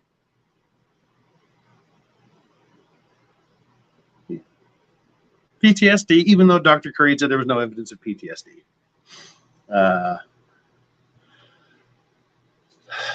Then they shifted to the kick on the plane.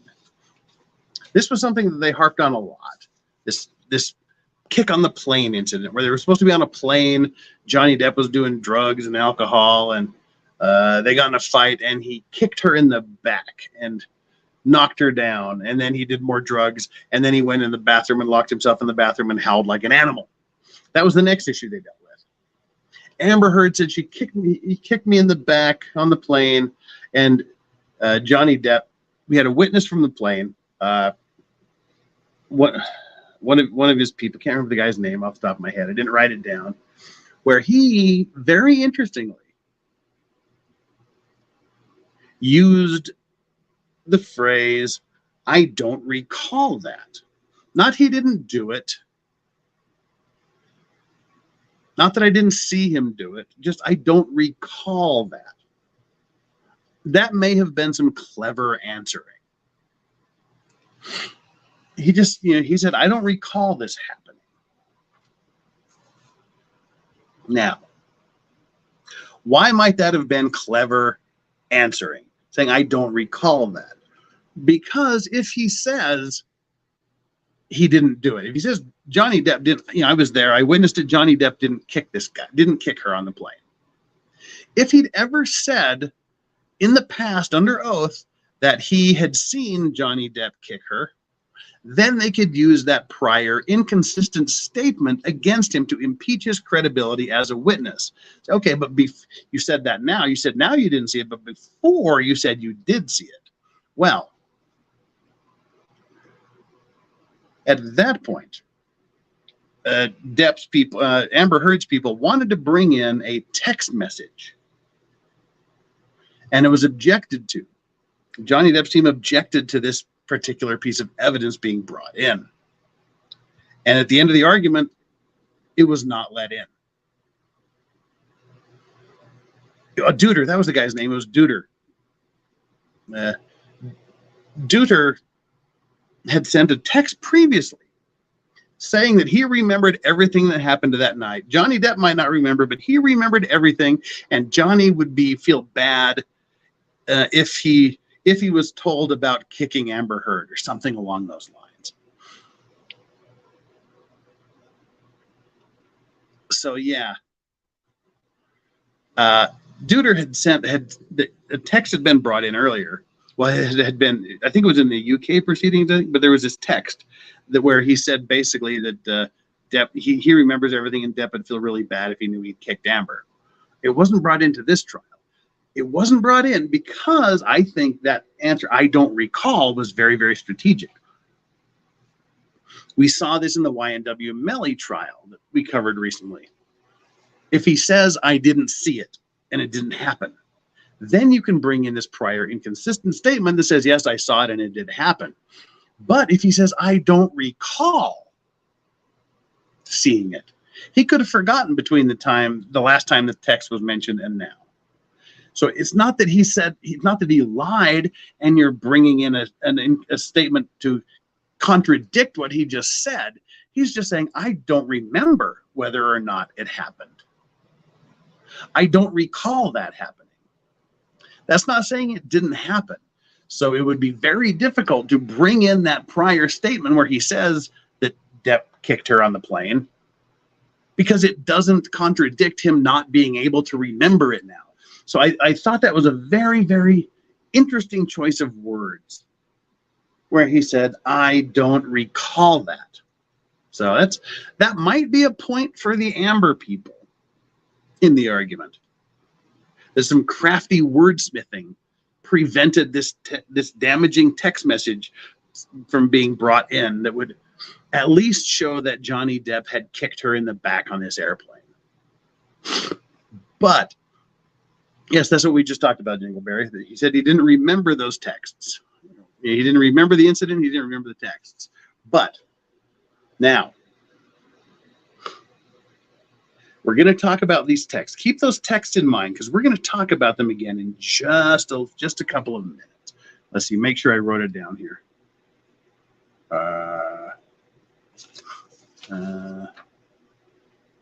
If not, I'll have to talk about it now.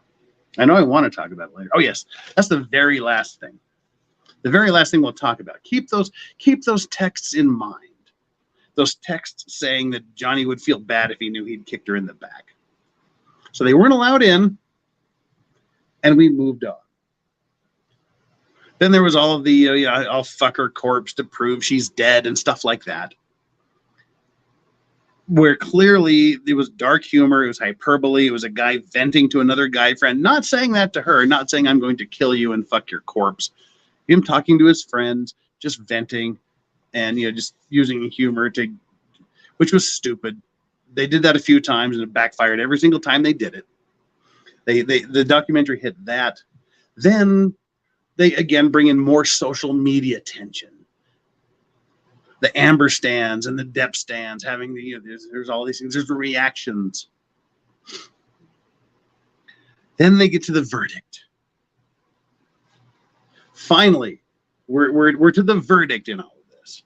There was a couple of statements about closing arguments, and that was about it. But then they get to the verdict. They read the verdict, and as they read out the verdict, they show reactions from TikTokers, YouTubers, LawTubers, and whatnot. And hey, I'm in it, bitches. I'm in it 3 times. The Vice Racks. The Vice Racks is Netflix famous bitches. Right there, me. Law Racks. Why'd I say Vice Racks? It's Steph and Dahlia are the Vice Racks today because they have the highest super chat. Law Racks, me, Legal Vices. I'm Netflix famous bitches. If you go to my Twitter, I've screen captured one of the 3 times I show up on this Netflix documentary. I'm forever Netflix famous bitches. All you lessers, all you plebes, you Vice Racks chats, you Vice Squad people. I'm on Netflix and you're not. No, it's so stupid. It's so funny. Yeah, there's like a couple like boom. I get in one fist pump. I'm in there 3 times, like total about like all 3 times put together, and humble too, right? Oh, you know what's going on my resume? Hell yeah. Heather Sparrow, member for 6 months. Have you been outed now to your family since you're Netflix famous? Well, we're going to talk about that in a second. Yes, put that on your IMDb. You know I'm putting that on my resume. You know I'm going to put that on my resume. Appeared in the Netflix documentary Depp v. Heard. Hell yeah, that's going on my resume. It's not a lie. But yeah, I mean, all told, there was 3 little bits that probably totaled 1 second. So it's about a third of a second each. That's about it. But it was beautiful because it was Nick Rekieta's panel. There was like me. See who. What do we got here? Let me bring up the picture. Oh, did I save it on my phone? Yeah. I know you can't see it, but what we have is Nick on the top left, because he wore it for the verdict, wearing his Pope hat, his mitre. So there's Nick wearing his mitre. Immediately below him is Andrew Branca, Law of Self-Defense, me, Ian Runkle of the Bailey, and Andrew from Legal Mindset, Andrea Burkhart, and at the very bottom, because he's the shortest, Tom. And of course, I'm sure Law and Crime is happy to see the Nick Rekieta cuck cage, the copyright cuck cage. I'm sure Law and Crime is happy to see that in the documentary. So yeah, it's just ridiculous and silly. I'm in a fucking Netflix documentary. How stupid is that? That was the funniest thing ever. I think it's hilarious. Now, this is you're talking about, does my family know now? Now, they haven't watched it yet. My sister, she'll watch it eventually because she's all over that shit. And see, this is the weird thing, is she was watching this shit on YouTube. How she never saw me is beyond me is weird. And I have a friend, she watched the Depp trial. She was actually asking me questions about the Depp trial. Somehow she was watching it on YouTube and never came across me. It was weird.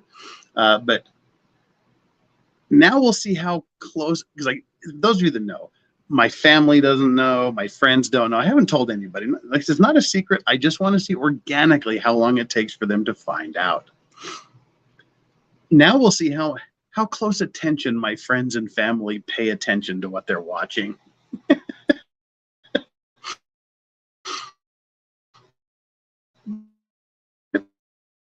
Isn't that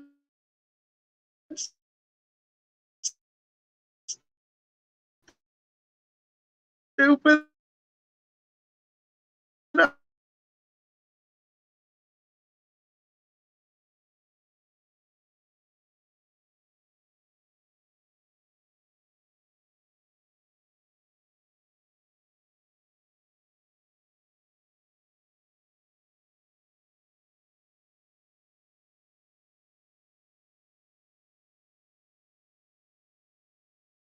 I'm in a Netflix documentary. That Are we back? Oh, hey, we're back. Sorry. That's YouTube going, hey, we can take your ass out of this. Sorry about that.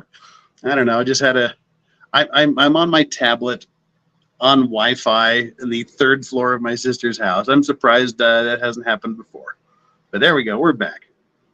That was people keeping me humble. YouTube's like, yeah, bitch.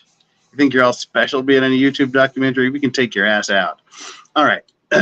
So yeah, enough of that. I think it's ridiculous that I'm on a YouTube documentary. That'll never not be funny to me.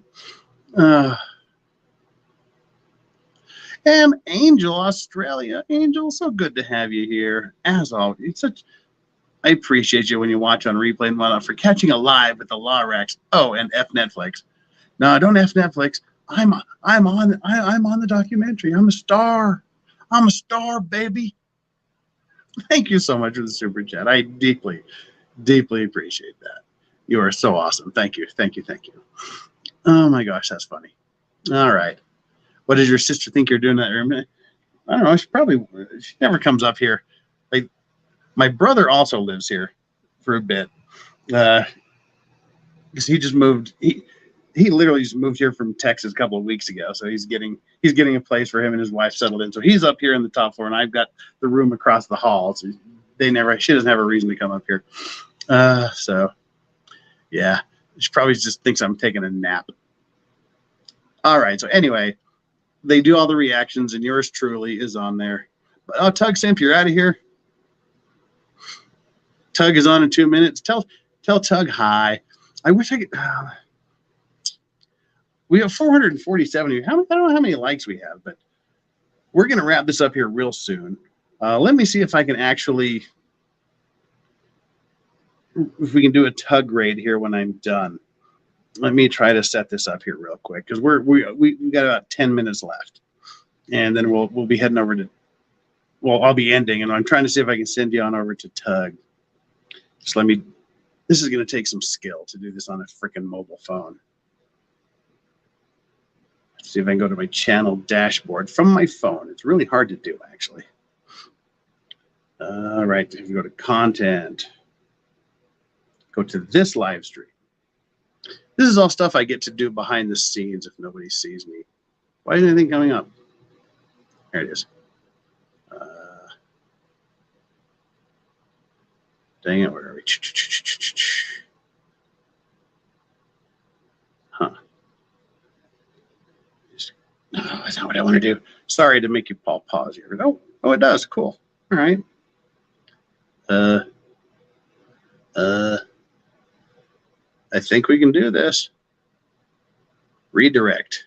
Let's see if we can add Tug to a redirect. It's too small. Gotta take off my glasses. I'm old. Nina Infinity, MLS Law Show, Popcorn Planet. Fuck. Damn it. No. We're not doing that. Let's go back. What are you? Uncivil Law. Nerd Report. Tug, are you here? I don't see Tug in the deal. Let me search for Tug. That. Umbrella. Helps if I spell umbrella right. That umbrella guy. Cool. Boom. All right, we can do a tug raid when we're done. Nope. I need to get redirect privileges, and he hasn't given me redirect privileges. So sorry. I guess we'll go to...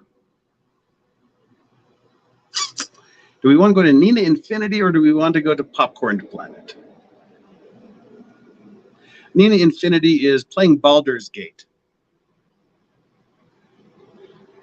Just for fun, because I like Nina. She's super great. We'll go to Nina Infinity playing Baldur's Gate. If you don't want to be there, you can find your way somewhere else. All right. Wait. Oh, Flux is doing something? I didn't see Flux doing something. Hang on, let me go back to Flux. God damn it. Flux is not listed as doing anything.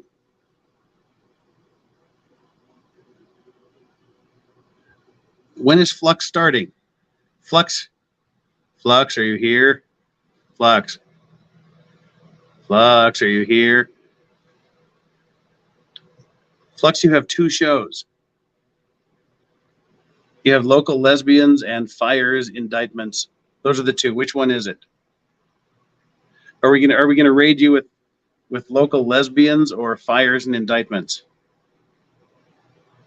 Which one is it, Flux?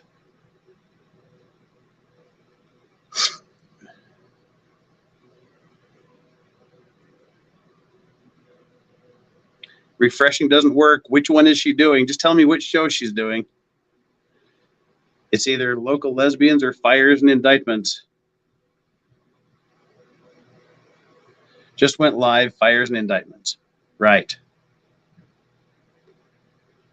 Fires and Indictments. That's what we're going to be doing then. All right. There. Now that we took a million years to do that, we will go raid Flux with the Fires and whatever the hell it is. All right. There we go. Right. We got about 10 more minutes here. So anyway, I'm on the Netflix thing. I'm there for about a second. Three clips total for about a second. That made me happy. That made me laugh, and I think it's hilarious. Then they went to the after show. What happened after the verdict? So Amber said that they showed Amber's sad face. They showed Elaine going like my old Day of the Triffids with me. Donald Sutherland. That was Elaine's face. There was people saying Amber was just not a good witness. Yeah, you think so? Amber was a shitty witness. She ruined her own case. Yeah, the 2 interviews. And Elaine, then the documentary starts talking about how the news media begins asking questions. They were all on Depp's side for a while after the verdict. Then they started asking questions. Then there was a good clip from Ian Runkle, who was being very reasonable, because Ian Runkle is Canadian and he's always reasonable. So there was a really nice Ian Runkle clip in there, which I kind of liked.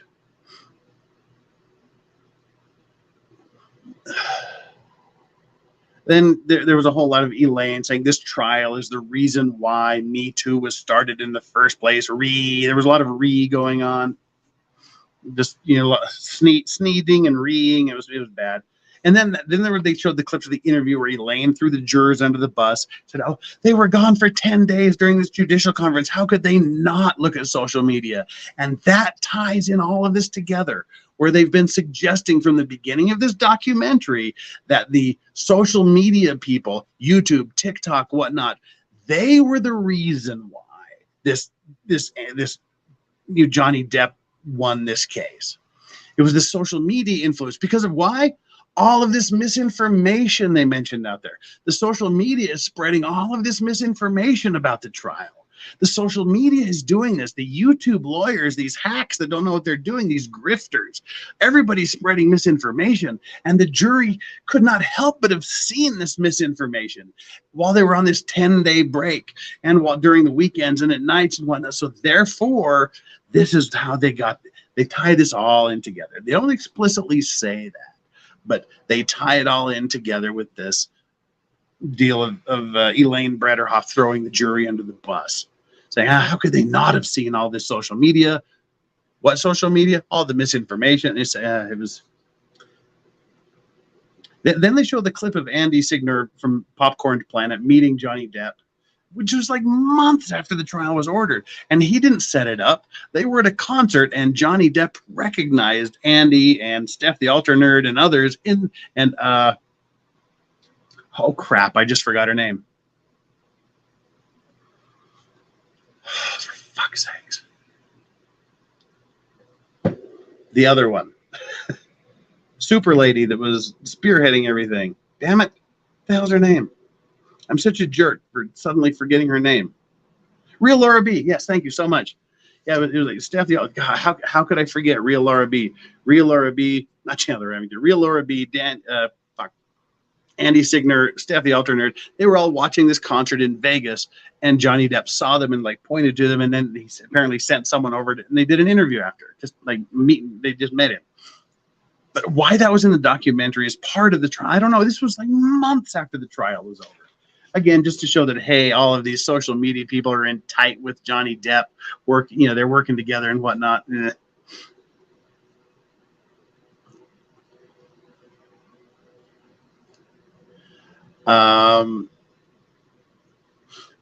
there was a question. Amber Heard. This was so funny that they put this in the documentary. I thought it was funny. Alejandro, he was there. And we don't talk about Alejandro being there apparently, but yeah, anyway, it's like, Johnny Depp's lawyers said you were giving the performance of your life, and that was Amber's answer, which was the greatest answer ever. Oh yeah, said the lawyers for the man who convinced the world that their client had scissors for fingers. That was the stupidest fucking thing she ever could have said. Yeah, said the lawyers for the man who convinced the world he had scissors for fingers. And then, of course, there was a lot of clips of social media people mocking them, mocking that whole Edward Scissorhands thing. Then they did a whole big deal on what the jury didn't see. The released files that were sealed by Judge Azcarate. And I will say, the things the jury did not see are not important. Why are they not important? Because the jury didn't see them. That's why they're not important. Goalpost to goalpost, beginning to end, whatever is in that trial that the jury sees, that is the only relevant, only important information. Everything else doesn't matter. Not important to the trial. Not important to the verdict. Not important. Doesn't matter. Oh, quit. But they brought it up anyway. They talked about Andrea Burkhart crowdfunding the money to copy all of these documents, 6,000 pages of documents, and somehow it was wrong. And they were suggesting that somehow these documents were self-owned to Johnny because of those. I said we come back to the airplane kick. So there's all this. Oh yeah, all of these documents that were hidden, they were self-owned to Johnny Depp fans because they contained that one text message where he said, "Well, I remember everything, and Johnny would feel really bad if he knew he kicked her on the plane," or something to that effect. That was the only example they gave of this, of how it was wrong and it was bad for Johnny Depp fans and how it was some sort of self-ownage. That was the only example they gave. But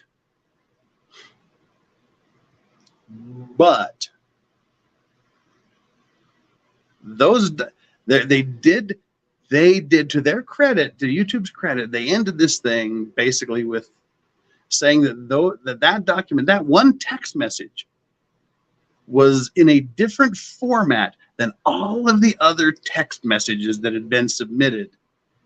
And as such, it couldn't be substantiated. So that was kind of the end of the documentary. And Alan Walsh got here right at the end. Welcome back to the end of the show, Alan Walsh. So that was kind of the end of the documentary. And there we have it. That is the 3-part Johnny Depp Amber Heard trial. breakdown of the documentary Depp v. Heard on Netflix, where I am in it 3 times for a total of 1 second in a non-speaking role. Like I said, overall, it was shoddy. The whole thing was this indictment of YouTube, how YouTube and LawTubers in particular, because of all of the people they showed, all of the social media people they showed, LawTubers were the majority of people they showed.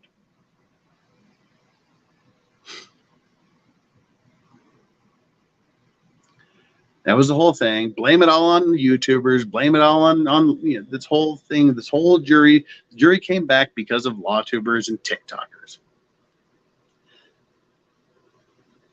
As I said at the beginning, the documentary gave nothing new. It didn't introduce anything we didn't already know. No new light was shed. It was cut and paste parts of the trial, cut and paste parts of YouTube, cut and paste parts of TikTok. That was it, with a few occasional lines of text written in. Watch it if you want. Don't watch it if you don't. I had to watch it twice. I'm never going to watch it again. I'm done. That was it. All right, ladies and germs. Tomorrow is Friday. Friday, 5 p.m. Eastern. 5 p.m. Mountain, 6 Central, 7 p.m. Eastern time. I will be at Danny On's house. We're going to do a joint stream together.